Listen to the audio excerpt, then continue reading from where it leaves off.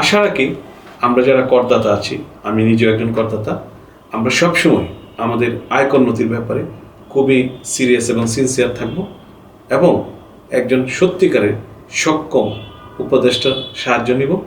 আর নিজে যদি আমি করতে পারি, যেমন আমি আমার আয়কর নথি নিজে তৈরি করি।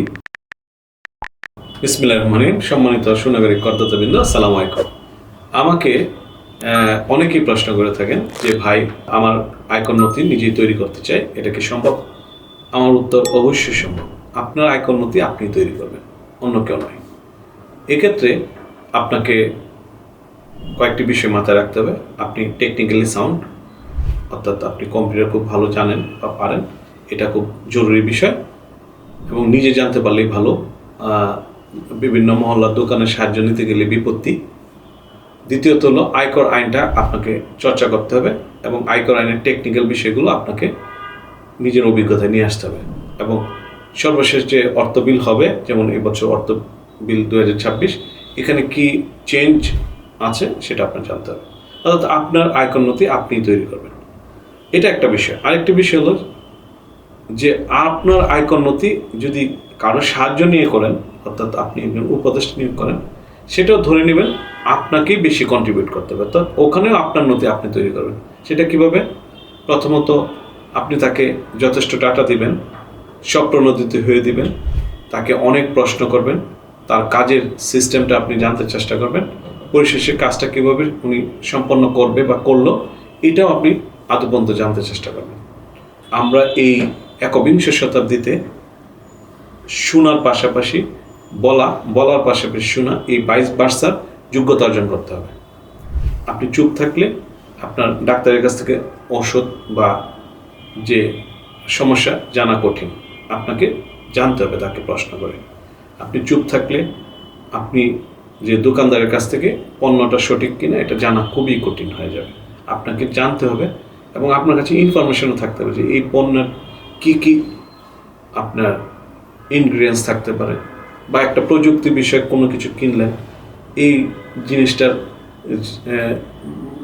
কি আছে, হ্যাঁ, যেটাকে আপনার বলা হয় যে যদি একটা আপনি মোবাইল কিনেন বা ইলেকট্রনিক্স প্রোডাক্ট কিনেন, এর কনফিগারেশনটা বা একটা কম্পিউটার কিনেন, এগুলো জানার আগ্রহ থেকে আপনার সঠিক বস্তু পাওয়ার নিশ্চয়তা আসে।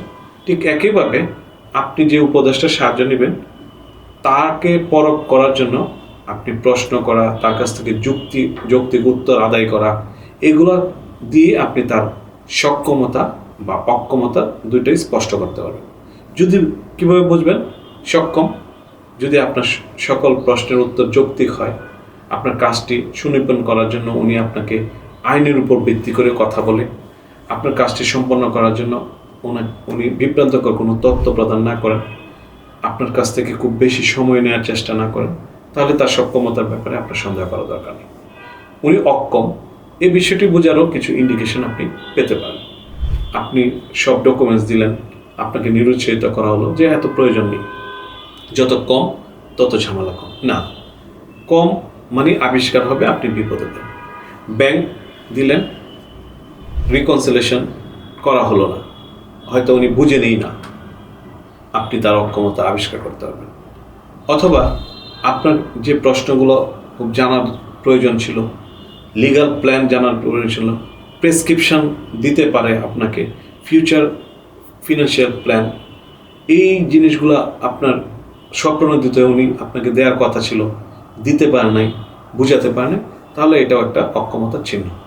আশা রাখি আমরা যারা করদাতা আছি, আমি নিজেও একজন করদাতা, আমরা সবসময় আমাদের আয়কর নথির ব্যাপারে খুবই সিরিয়াস এবং সিনসিয়ার থাকব এবং একজন সত্যিকারের সক্ষম উপদেষ্টার সাহায্য নিব। আর নিজে যদি আমি করতে পারি, যেমন আমি আমার আয়কর নথি নিজে তৈরি করি এবং অন্যদেরকেও সাহায্য করি, তাহলে তো আলহামদুলিল্লাহ, এর চেয়ে ভালো আর কিছু নেই। কোনো কারণে আমি টেকনিক্যালি সাউন্ড যদি না হই, শুধু টেকনিক্যালি সাউন্ড এই মর্মে কারো সাহায্য নেব না, যিনি আইন এবং টেকনিক্যাল দুইটাই বুঝতে পারেন, এরকম একজন বন্ধু, আত্মীয়, প্রতিবেশী অথবা প্রফেশনালের সাহায্য নেওয়াই হবে আমার জন্য সবচেয়ে যৌক্তিক এবং বুদ্ধিমানের কাজ। আমি অনেক টাকা ট্যাক্স দিই, অল্প কিছু টাকা যদি আমার কনসালটেশনে দিতে হয়, আমি যদি ঝুঁকিমুক্ত এবং কমফোর্ট জোনে থাকি, তাহলে এই সিদ্ধান্তটাই হবে সবচেয়ে যৌক্তিক এবং যুগান্তকারী। আশা করি সবাই আমরা যোগ্য লোক এবং দক্ষ লোক দেখেই কাজ করব। অর্থাৎ একটি স্লোগান আছে, যোগ্য ও দক্ষ লোকের পক্ষ নিন। আমরা সেই পক্ষে থাকতে চাই ভালো করদাতা হিসেবে। ধন্যবাদ সবাইকে।